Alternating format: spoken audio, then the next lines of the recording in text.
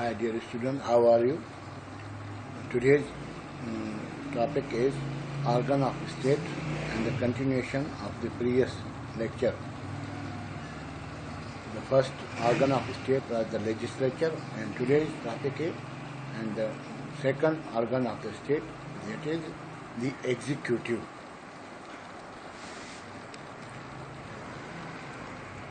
The progress of any country is directly depend on effective functioning of executive. If it is discharging its function properly and in the interest of the state, the country would progress in all fields, as the major powers or developed countries have achieved progress in all fields only due to the excellent execution of executive.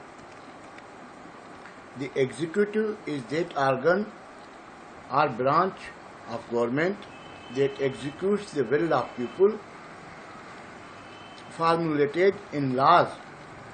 The executive includes everyone from the president or prime minister to the lower grade official, that is peon of any department. As government of a country is responsible for maintaining law and order, socio-economic progress and happiness of people, its executive branch is more vital than the other two branches, the legislature and judiciary.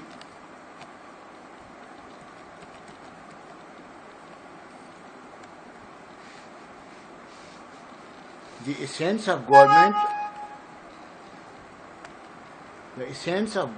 is an authoritative and effective executive.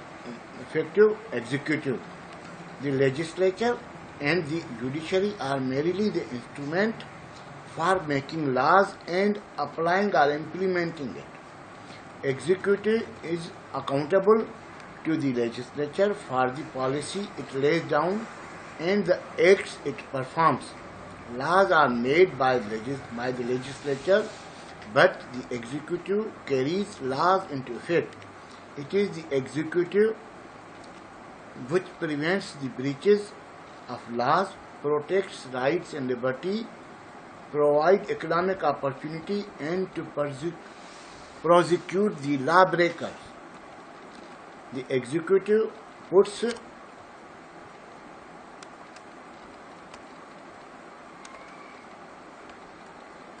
the decision of judiciary into effect. In spite of the legislative control and responsibility, the executive still exercises great powers and performs important functions for the collective betterment. Leadership is the essence of executive or pillar of the executive. It means it must have the qualities of energy, unity of will, promptitude in action, finality of decision, and secrecy. The executive have ample discretionary powers, but not arbitrary powers. The most significant trend in modern states are constant growth of executive power at the expense of the legislature and judicial organ of the government. All these functions of executive reflect that the executive in the present democratic era performs multifarious functions for collective betterment of people. The executive is responsible not only to the people of any country, but also to the international system or international and other states. Now, kinds of executive. Number one, nominal and the real executive. Like Britain, Queen is the nominal head, while the real executive is the cabinet. Indian and Pakistani president is titular head. The president of USA is executive with all power. Number two, presidential and parliamentary. Number three, single or plural executive. Number four, dictator. inherited executive or monarchy. Now, functions and powers of the executive. Number 1. Administrative function. The essential function of executive is to maintain law and order. It is therefore the primary function of executive. It is to direct and supervise the execution or enforcement of the laws and the administration of the country. In order to perform its administrative function, the executive has two powers, the power of appointment and power of direction. The executive through execution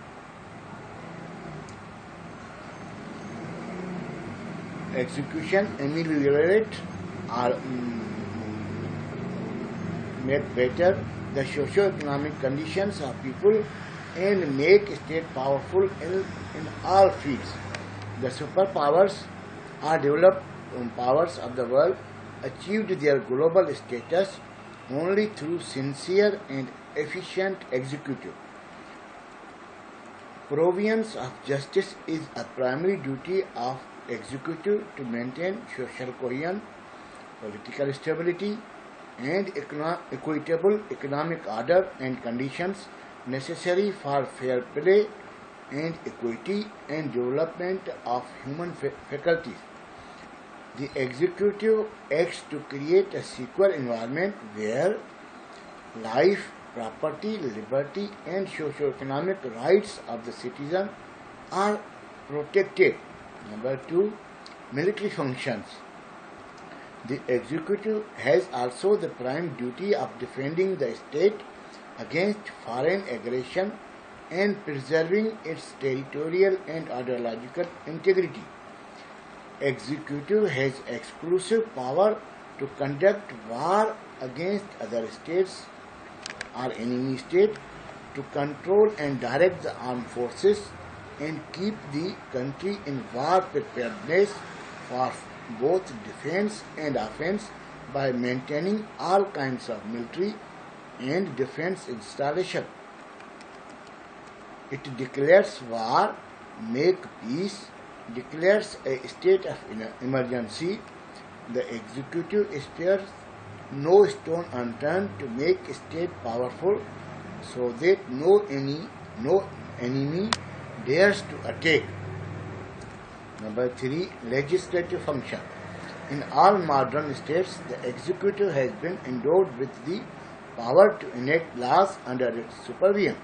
The share of executive in legislation is greater in parliamentary form of government and lesser in presidential form of government. In the parliamentary form of government, the executive directly and actively participates in lawmaking, introduces bills and gets them passed for the state. The executive has also power to summon, adjourn, prorogue, and even dissolve the legislature and order new general elections in the country.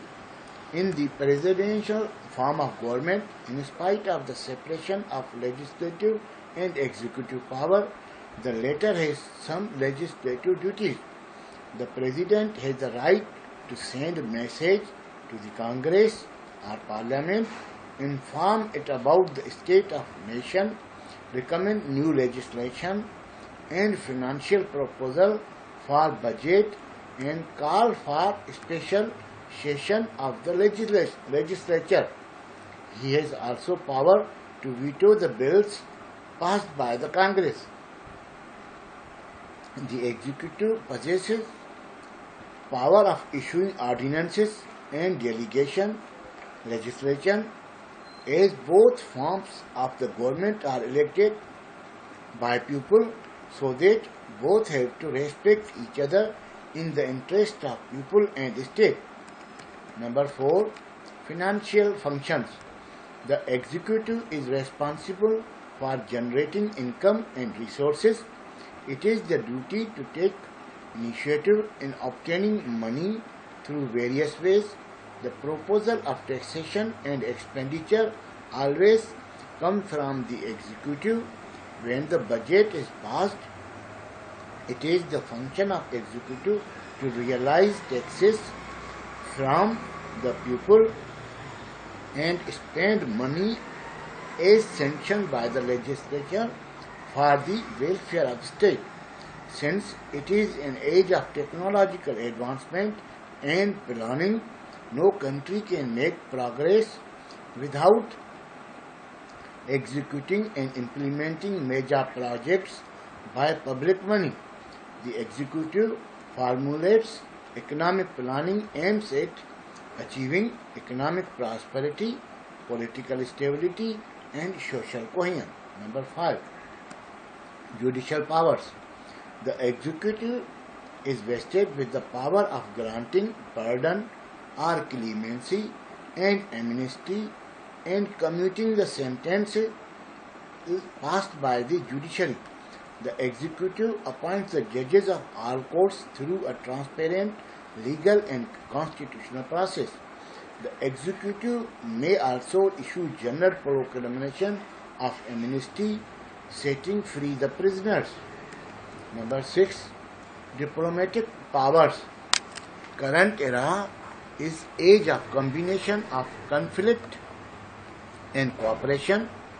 The executive conducts foreign relations with other states for international intercourse, diplomacy, alliances, and economic engagements.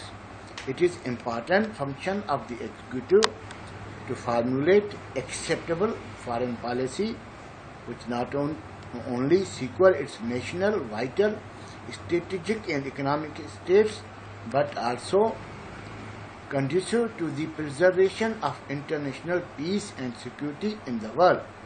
The diplomatic function relates to the conduct of foreign relations with the rest of the world.